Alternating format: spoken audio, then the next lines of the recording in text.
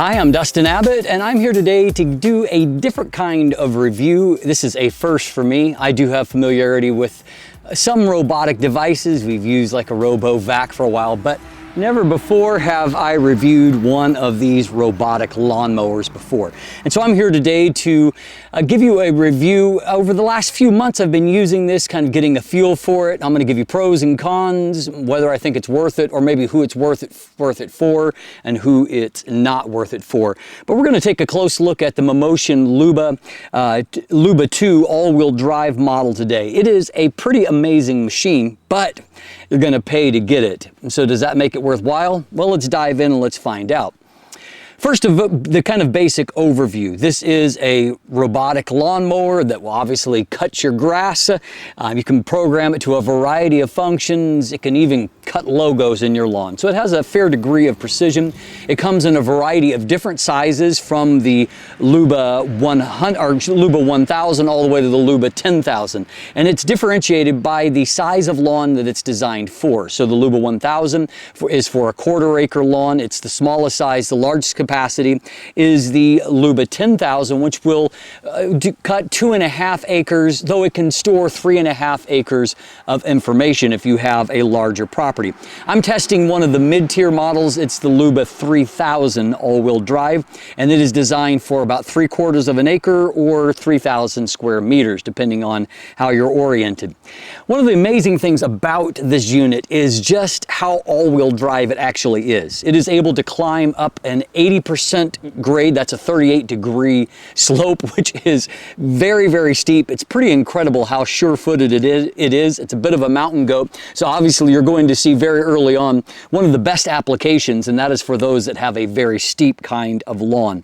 It doesn't use any kind of perimeter wire, and so it is relatively easy to set up. It relies on GPS, cameras, radar, all of these different things working in conjunction together to map out your space and then to cut accordingly. And so the setup is fairly easy, and there really aren't any additional cost involved. And so that is one advantage when you're talking about an expensive lawnmower. You're not going to have to do any kind of major renovations or changes to use it.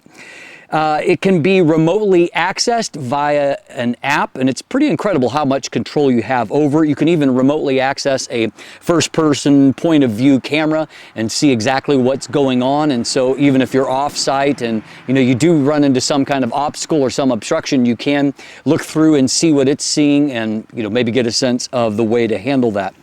You have the ability to set your lawn up in a variety of different zones and then to schedule things accordingly. It will automatically return to its charging station to charge, either if you have a big job in between the job or just in between jobs itself. It does have security measures, which is one of the things I was kind of interested about, considering that this might be running and cutting your grass while you're not on site. But it does have a variety of security measures to help to make sure that no one takes it away, and it will be registered to kind of your property, your what they call a reference station that's a part of it. And you could even go beyond that and add more security keys. There's space for an air tag, things like that. But it will emit alarms. It will not function off of your property. And so it is pretty cleverly designed to offset the potential value of someone trying to lift it from you. It is also designed to live outdoors and in many types of weather. It has an IPX6 rating, and so it is very waterproof, and the reference station that comes with it, which is kind of the intelligent hub sending out signal throughout your yard, it has even a higher rating to it. It's an IPX7 rating, and so that obviously is going to be very useful. Now, obviously for myself living in Canada over the winter, I certainly intend to kind of dismantle things and put it away for the winter. One thing, to help to preserve the battery life, but obviously depending on where you live, your mileage may vary when it comes to that. One of the greatest strengths is how incredibly quiet it is. And so it is so quiet that I have absolute confidence in shooting this review even while running it, going around me, because the truth of the matter is it's only within a few feet of you where you actually start to hear it. It has it's an under 60 decibel rating, which tells you it is incredibly quiet. It's unlike any lawnmower you've ever encountered before in that regard. It does have rain detection sensors, and so if you happen to be dealing with adverse conditions and you have it scheduled and maybe it's a downpour kind of day, you don't have to worry because it will detect that it's raining and it will not run. Now, just the offset to that is that you may have to disable that if you run sprinklers in the area where you happen to have it charging where the reference station is, because it might detect that there's rain when it's just your regular sprinkling cycle. So you may have to turn that off. So it may or may not work for you depending on your circumstance. It can do over-the-air updates like a Tesla, and in fact there have been a number of firmware updates. The firmware process is incredibly simple. You got a notification on your device that there's a firmware update. You touch one button, it updates the firmware. It's really that simple, pretty incredible. The cutting width is right under 16 inches. It is 400 millimeters wide, and it is 150 minutes for it to charge, and it will run for 180 minutes on a charge. So fairly efficient in that regard. So that's some of the basic specs. Many of those things you could get by just looking on the internet. So let's take a deeper dive first by looking at what comes in the box. What do you have to do when it arrives? The first thing that I noticed when pulling it out of the box is it does have a very robust construction. You can tell that there's a lot of high-end parts here. It is very well assembled. The tires really stand out to me as being very robust. And at the front of it, there's only a couple of things you have to do in terms of the actual assembly. There's a camera assembly that you need to mount on the top, and then there is a front impact detection bar that is designed to depress in and out, and so that helps to avoid any damage to your machine. And both of those things are quite easy to install. I would say that my overall setup time was about a half hour, but a fair bit of that was just unpacking things and taking them out of the box. Now your mileage may vary, obviously, depending on how handy you are around tools, but I didn't find anything there too onerous. It was a pretty quick setup. The one thing I will say is that when I initially tried to do the mapping of the perimeter of my property, I found it a little bit frustrating. And it turns out that it needed a firmware update because it kept losing sync between my phone and the device itself. And it really was just a matter of it needing a firmware update. Once I did that, I've had no issues with connection. It was easy then to kind of follow behind, and you just kind of remote control it using your phone. There's some like on-screen controls that you use to either go forward or to turn with, and you basically just drive around the perimeter of your the area that you want to cut, and you can set up multiple areas, which as I'll get to in a moment, which I've had to do here. And then you can modify that by, if you've got a tree, for example, in the yard or something you need to exclude, you can map out that area. If you need to cross over non-lawn sections and you want to have a specific channel, you can map that out as well. You know, in my case, I had an area that was fairly completely cut off. I just have a slim channel, maybe 3 feet wide, and so I was able to map that out. And so it drives up that kind of long area and kind of a garden area that I've enclosed. It's part of the new construction project I've been working on this year. And so then it will come to the front and mow my front lawn. It will come back up that channel and either return to charge, or if it's moving on to another task, it will mow there at the rear of the property. There have been a number of firmware updates as noted, and I've really appreciated some of the gained features, and not just features, but also kind of intuitiveness as a part of the app that has come with that. So it's evolved the ability to be able to name areas, and so it makes it much easier if you're setting up tasks. You can set up a name that you will recognize, and so it's easier to do that. Other areas where you can kind of have more control over how you want to set things up and customize it, and so I have appreciated that. It has become more logical and intuitive over time. So to give you a quick breakdown of my needs, I have a fairly complicated lawn here. It's about 2/3 of an acre, but it is in a number of sections, and it's also in a couple of different tiers. I had a piece of property that when I purchased it about 7 years ago, it had a slope from the back of the property to the front, and part of that would just be running right into the house. And so rather than have water moving towards my house, never a good idea, I instead built 2 tiers, and so that I could have just 2 flat lawn surfaces, put in a retaining wall. And so as a byproduct, I do have, as a part of this area to access it, some fairly steep climbs. My lawn, when you look at it mapped out, looks more like a wishbone. And so I found it, initially I set it up to just mow it all as one pop, but I found that it took too long, and thus there was too many potential issues that could come along. It took 5 to 6 hours to mow the whole thing, and so that was just too long. And so I found it more efficient to divide my lawn into individualized sections. And then I had to create these channels for the mower to move in between sections on the days that I want. I do want to say thanks to Mammotion for having patience with me. When they approached me, it was very early on in the season here in Canada. I don't get a lawn as quick as what many of you do. And then also, this was just a tough year in that it was a year that I was planning to address some needs. My property is 7 years old, so there's been some settling points. I needed to bring in some topsoil, and I have spread about 20 cubic yards of topsoil this year, either leveling out spots, repairing areas. And so as a byproduct, it's been a slow process to get kind of to a place where my lawn is at normal type conditions. So it's kind of some short-term pain for a long-term gain, but not necessarily a great year to be testing a lawnmower. So I had to beg for some extra time to where I could really get a sense as the lawn started to get more normal, how good of a job it actually was doing in cutting the grass. And so I have now about 2 months of experience as a byproduct of that. So let me give you some of my general observations, having used this now for that 2-month period. As I've already noted, it is unbelievably quiet, and it's quiet enough that you almost have to encounter it in person to realize how quiet it actually is. But you can see in some of these shots that even when it just passes right by, there's almost no sound being picked up.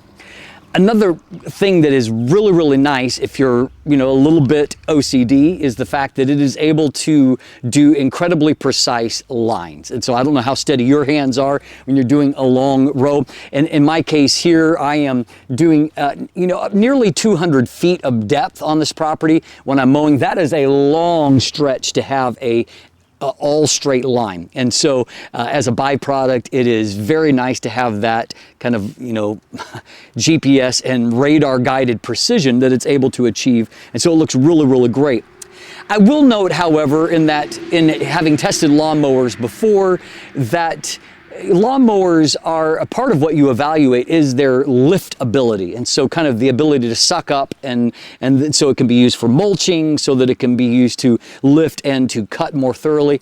That's not what this does. There are 2 rotating decks underneath there that have small, almost like straight razor blades that are used. And so it really works more in a trimming action than what it does in a lifting kind of sucking. And so you're not gonna be able to use it for mulching or things like that. That's not really what it's designed for. And so it trims your grass, but it does not mulch, it does not lift and suck up at the same time. And so obviously the way it's doing, you don't have any option of bagging it. Any trimmings are going to be left on the lawn itself, which by the way is actually the best thing for your grass. And the way that if you're setting it up often, I've never seen any kind of clumps. That is one thing about when you have that sucking action. Sometimes we're in a place where the suction drops.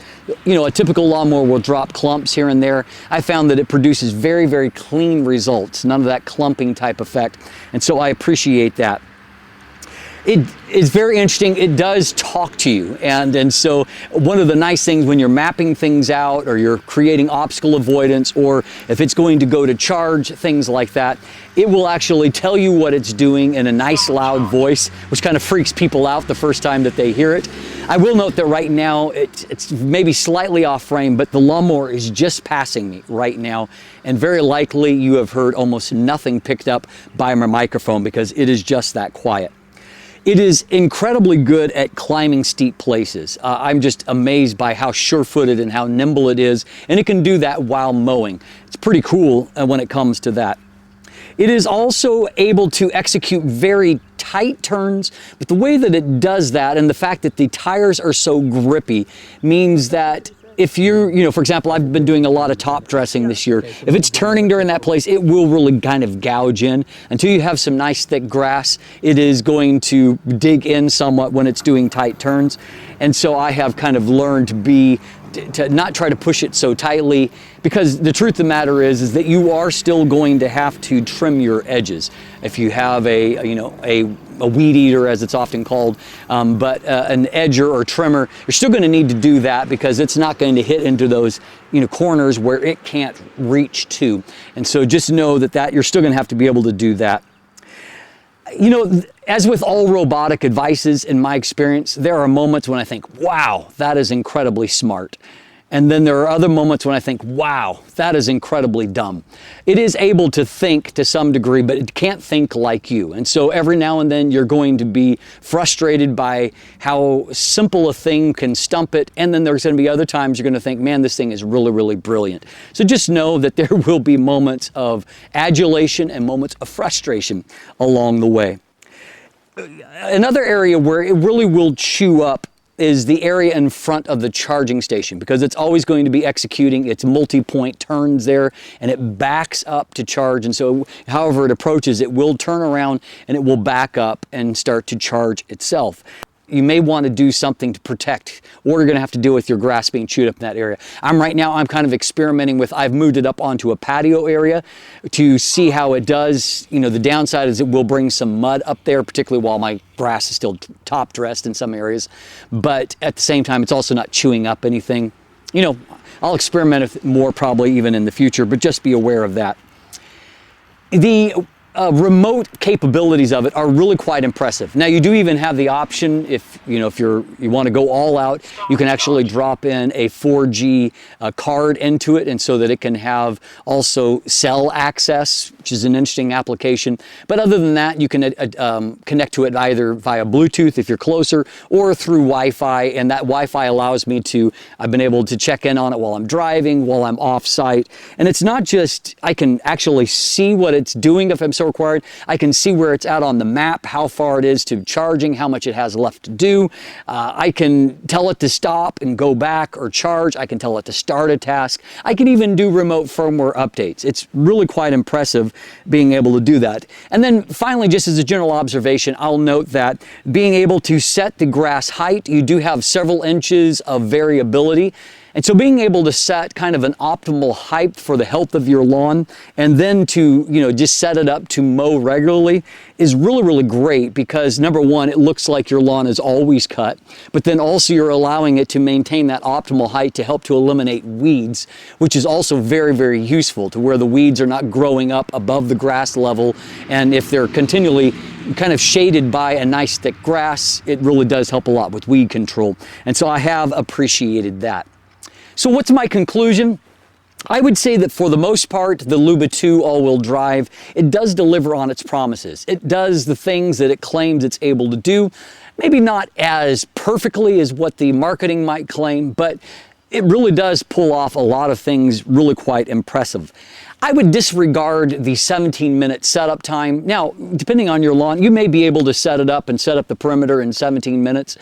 But I think that what you're going to find, at least as I have, is that you need to experiment with some of the different settings. There's a wide variety of settings you can put into your task. You can cut at various patterns and angles and all of those things, different heights. You can even adjust the speed from, I think, the way mine's set up, it's 3 meters per second up to, I think, 6 meters, or it's either 5 or 6 meters at the top end. And so you're going to probably want to play with it to determine what is the optimum blend of getting the look that you want in your lawn, and then also making it run as efficiently as possible. And so I think it's better, if you're going to spend this amount of money, to take the time to set it up right. And in my case, that's meant I've really had to set it up multiple times. So I've been doing construction projects. I've actually changed the parameters of the outskirts of my lens, or of my you can tell I'm used to doing camera reviews, not my lens, my yard, on a number of different occasions. But in doing that, I've been able to get it, just kind of fine-tune the process every time. And so I think that is worth doing. So finally, let's talk price. Obviously, the price is going to vary depending upon the capacity that you buy. The unit that I'm using retails for about $2,500 US. So obviously that's a pretty big investment.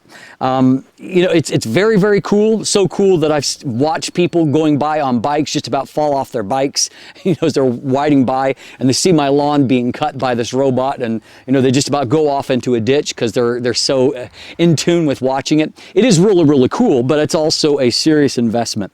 So who does it make sense for?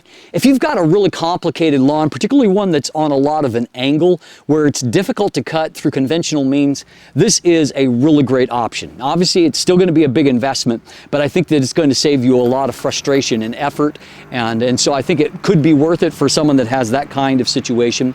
I think it also makes sense for either those that either really hate cutting the grass or they don't have a lot of time to do so. This really does solve both of those problems. You know, once you kind of get things set up and optimized and you really get it set up to where it's working and the schedule is working, there's really not a whole lot you have to do at that point. And so I think that it is, you know, it's really worthwhile for those. For other people, I mean, it's your money. I think it's a big investment. You have to really need or want it, and maybe only you can make a determination on whether or not that's the case. I will say that it is an effective device. I like the look of the lawn once it's done cutting it. It does do a good job with that. But again, you know, your mileage may vary as to the value to what you get for it. That ratio is going to depend on your particular needs and wants. I'm Dustin Abbott, and I hope that I've given you some useful information here. If you want to check out more information, you can find links to it in the description down below. There are some buying links there as well if you want to explore it further or maybe purchase for yourself. As always, thanks for watching. Have a great day, and let the light in.